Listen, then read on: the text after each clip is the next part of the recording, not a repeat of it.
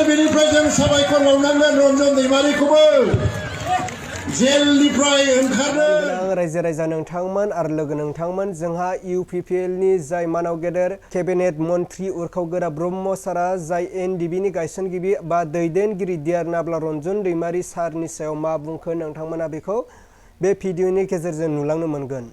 जोंहा UPPL नि उरखाव गोरा ब्रह्म सारा बुंदोंमोन DR.NABLA रन्जन दैमारी सारा BTR सुक्तियाव मेगन मिसेबनानै आरो गावसोरखौ फोथायनानै आरो एबसुखौ फोथायनानै बिथाङा सुक्ति होदोंमोन जाहैदों।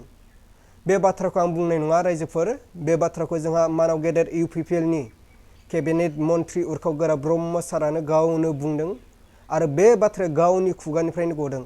नाथाय जाय सागान होदोंमोन, जाय सुक्ति होदोंमोन, बे दासिमबो माने जोबथेसालियाव जोबजानानै दं। बे बाथ्राया गोबां साननो गोनां जानानै फैदों रायजोफोर।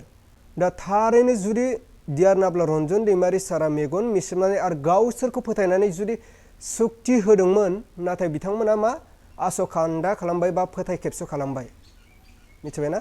स' नोंथांमोना बेखौ नायलांबानो जाबाय। आं मबाइल स्क्रिनाव होदों जोंहा मानाव गेदेर उरखाव गोरा ब्रह्म सारा मा बुंदोंमोन आरो DR.NABLA रन्जन दैमारीनि सायाव मा बुंदोंमोन, नोंथांमोना बेखौ कमेन्टनि गेजेरजों जोबनायाव फोरमायहरबानो जाबाय। आरो बेनिफ्राय जों साबायखर बावनांगोन रन्जन दैमारिखौबो जेलनिफ्राय ओंखारदों। बिथाङा सुक्तियाव मा लिरनाय दङ नायनो मोनाखै, नाथाय दुलाराय बर' फरायसा आफाद आरो जोंखौ फोथायनानै बिथाङा मेगन मेसेबनानै सहि होदों। खौसेल' थांनानै